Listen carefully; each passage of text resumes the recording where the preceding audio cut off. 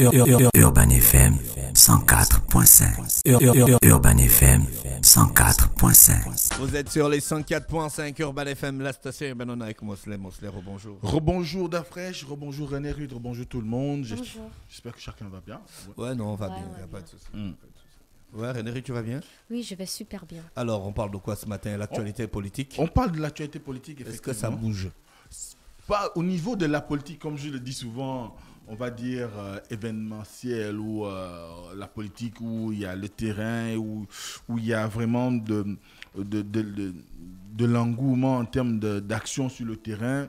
C'est pas trop ça, parce que C'est la reformation. là, on est dans les stratégies, on est beaucoup plus dans la reconstruction des états-majors, on est Ça a dans... encore frappé fort du côté de l'Union nationale. Hein? René Rude, tu as lu ça hier dans l'Union. Oui, ça a frappé fort. Ils ont parlé de round. Bon, est-ce qu'on va parler de rendre? Mais je crois que l'Union nationale, ce qui s'est passé, c'est qu'il y a un certain nombre de militants qui n'ont pas apprécié la manière avec laquelle Paul-Marie Ngonjou s'est adressé à la présidente de l'Union nationale, estimant que les voix qui ont été utilisées par ce dernier n'étaient pas de nature à pouvoir apporter la sérénité, parce que ce qui s'est passé, c'est qu'en premier lieu, il a fait une communication qui avait beaucoup plus l'air d'une lettre ouverte, du moins d'une communication dédiée au grand public, alors qu'il s'agissait d'une correspondance adressée à la présidente de l'Union nationale. Et non seulement, d'ailleurs, il y a un militant qui lui a répondu, et ce militant-là estimait que les voies choisies pour rendre officiel, du moins pour publier cette correspondance, avaient déjà quand même une arrière-pensée de pouvoir plus ou moins porter l'estocade à Paulette Missambo, et ces derniers condamnaient le fait que, avant même que l'intéressé, donc la présidente, ne reçoive la lettre, elle se retrouvait déjà sur les réseaux sociaux, et à ce moment-là, c'est que Paul-Marie Ngonjou avait quand même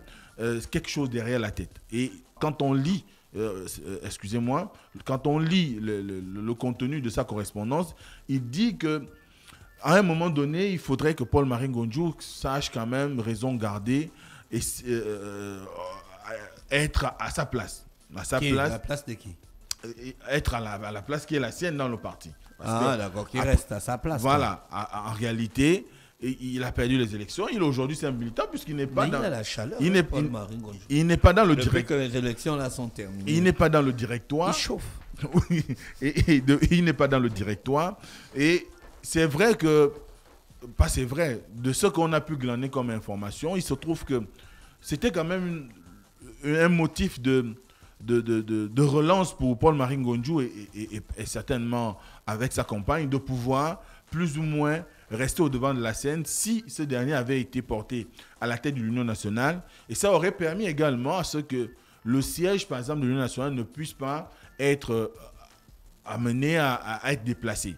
Mais ce qui est sûr, c'est que dans la correspondance de ce militant, il est dit clairement que M. Ngonjou devrait savoir qu'au moment où Zakari Mimoto avait choisi son domicile pour en faire le siège du parti, il n'y avait pas eu de communication officielle à l'adresse des militants pour pouvoir amender cette décision.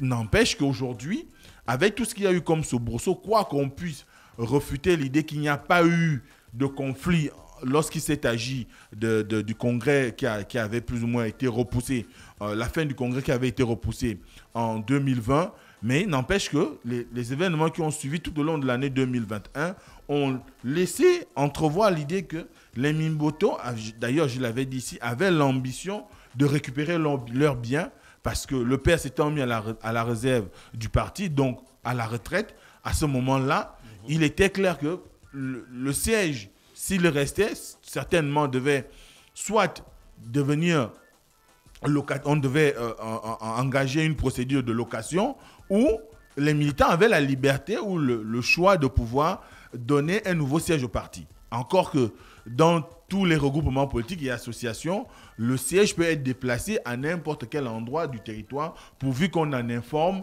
les autorités, donc le ministère de l'Intérieur, qui est le garant des associations et des mouvements aussi bien politiques qu'apolitiques. Donc, à ce titre-là, Paul-Marie Ngonjou, quand même, devait à un moment donné arrêter de prendre cela comme étant un manque de respect envers les militants. Ensuite, il énumère l'ensemble des autres points comme étant en réalité des griefs pour essayer un tout petit peu de montrer que Paulette Misambo serait soit sous l'influence ou qu'elle ne maîtriserait pas réellement les textes. Or, en réalité, elle a été quand même portée à la tête par les militants et le respect qui est dû à son rang par rapport à sa fonction dans le parti devait amener Paul-Marie Ngonju non seulement à aller vers elle, lui parler peut-être directement, mais surtout être dans un esprit où la lettre aurait été transmise sans avoir été publiée sur les réseaux sociaux.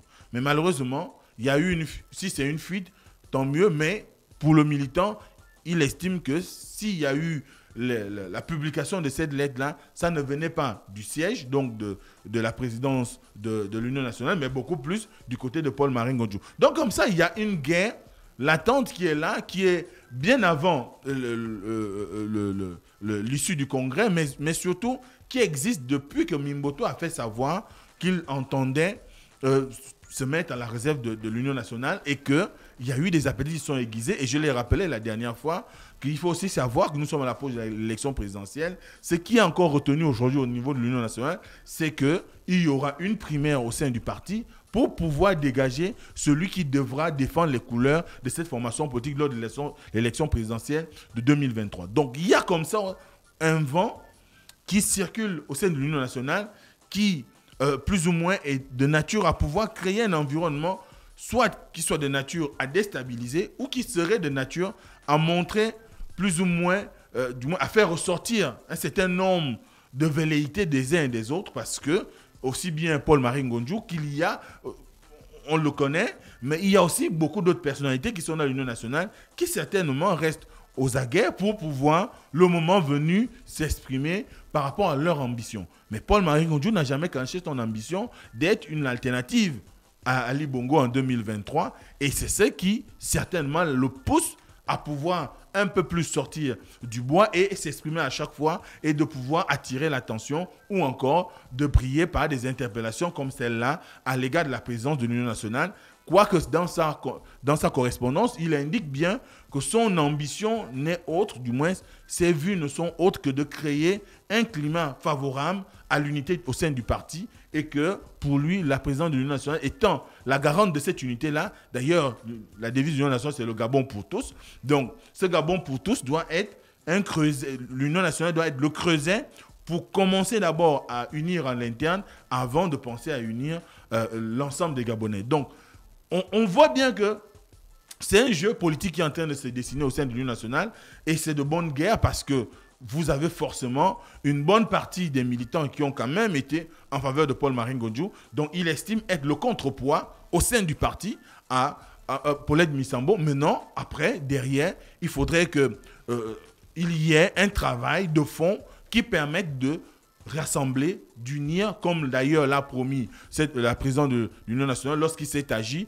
de son premier discours officiel, sinon de sa première sortie officielle, et qui, par le même temps, inaugurait le siège, du moins l'emplacement du nouveau siège. Donc c'est vraiment un jeu politique qui se passe à l'Union nationale, et cela, c'est en prélude, surtout parce qu'on arrive à l'élection présidentielle. D'ailleurs, comme tu le sais, il y a l'actualité aujourd'hui qui veut que l'ensemble des partis de la majorité et même des alliés du Parti démocratique gabonais soient beaucoup plus inscrits dans la logique d'appeler et de pouvoir mener un tout petit peu des réflexions qui permettent d'attirer vers elle une certaine sympathie de la part des populations. Certainement que c'est une stratégie pour Paul-Marie Ngonju, mais n'empêche qu'aujourd'hui, on constate que nous sommes d'ailleurs déjà en ordre de bataille pour pouvoir aller en 2023, tout ce qui se passe aujourd'hui dans les états-majors politiques. Donc on voit bien qu'il y a aujourd'hui une ambition de tous les côtés pour pouvoir exister sur la scène politique, parce qu'il faut donner des gages de bonne foi politique, il faut rester dans l'esprit des Gabonais, il faut convaincre, il faut essayer un tout petit peu d'aller chercher de gauche à droite des potentiels soutiens, des potentiels militants ou des sympathisants qui pourraient adhérer à sa vision, à votre vision, et faire en sorte que ça crée un élan qui permettra aux uns et aux autres d'aller en 2023. Et c'est aujourd'hui ce qui se passe, comme je l'ai dit, dans tous les états-majors, et c'est le combat que beaucoup mènent aujourd'hui. Et vous voyez bien que, par exemple, on a récemment le parti de Maître Séraphin Dao qui a été obligé de recentrer le débat parce que la question qu'on lui posait il y a quelque temps encore, c'était celle de savoir est-ce que le PDS, son parti, était toujours un parti de l'opposition. Il a été obligé de recentrer le débat et dire que le PDS reste suffisamment ancré dans l'opposition. Et à ce titre-là, ils ont des ambitions et ces ambitions doivent être des ambitions de construction pour le Gabon.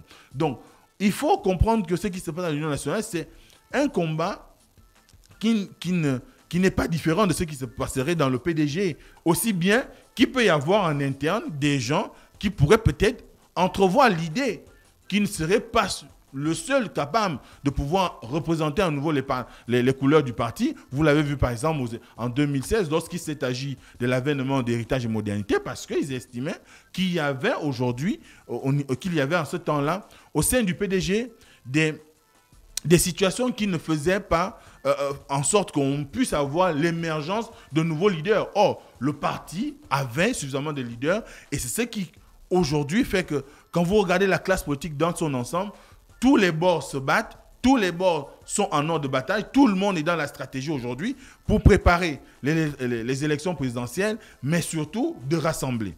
Et ce rassemblement, vous avez par exemple un regroupement de partis de l'opposition qui dernièrement aussi c'est à réactiver un groupe qu'ils avaient, du moins une coalition qu'ils avaient mise en place lorsqu'il s'est agi des accords politiques d'Angondjé, dont le dialogue d'Angondjé, notamment le PG45, dont le maître Louis Gaston Maïla est le principal leader, du moins est le président. Donc cette plateforme aussi a dû se réactiver pour essayer un tout petit peu de revenir au devant de la scène et créer un environnement qui soit propice à l'adhésion, au rassemblement, à la cohésion, parce qu'il faut créer, ou du moins il faut faire des propositions aux Gabonais, mais ce n'est pas à la veille des élections qu'on le fera. Il faut le faire un an avant. Là, on est à 19 mois de l'élection présidentielle, du moins des élections générales. Ça sous-entend qu'il faut affûter les armes, il faut aller au contact des Gabonais, mais on n'ira pas au contact des Gabonais seuls.